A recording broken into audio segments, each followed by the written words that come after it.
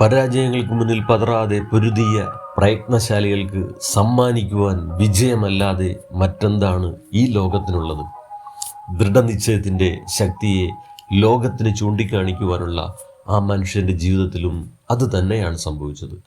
1809 ഫെബ്രുവരി 12 ഒരൊറ്റ മുറി വീട്ടിൽ ജനനം, ഹിമപാതം പോലെ ദുരിതങ്ങൾ വിരുന്നെത്തിയ ജീവിത സാഹചര്യങ്ങൾ, പരാജയങ്ങളും പ്രതിസന്ധികളും നിരന്തരം വേട്ടയാടിക്കൊണ്ടിരുന്ന ആ മനുഷ്യൻ്റെ വിവിധ പ്രായങ്ങളിൽ നടത്തിയ പ്രയത്നങ്ങളിലെ ഫലങ്ങളും നേരിട്ട വിഷമാവസ്ഥകളും ഇപ്രകാരമായിരുന്നു.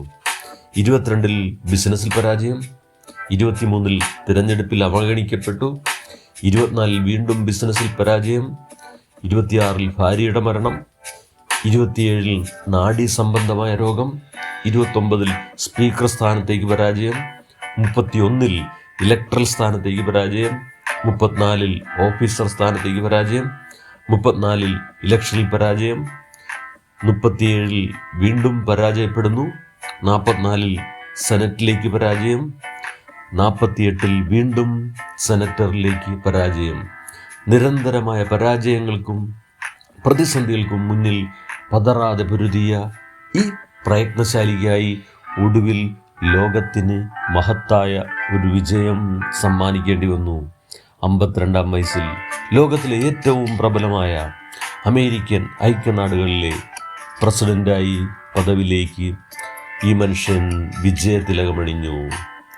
അതെ, വിജയം നിരന്തരം പരിശ്രമിക്കാനുള്ള ഒരാളുടെ ശീലങ്ങളെ ആശ്രയിച്ചിരിക്കുന്നുവെന്ന് വിശ്വസിച്ച ആ മനുഷ്യൻ, അതെ, എബ്രഹാം ലിങ്കൺ.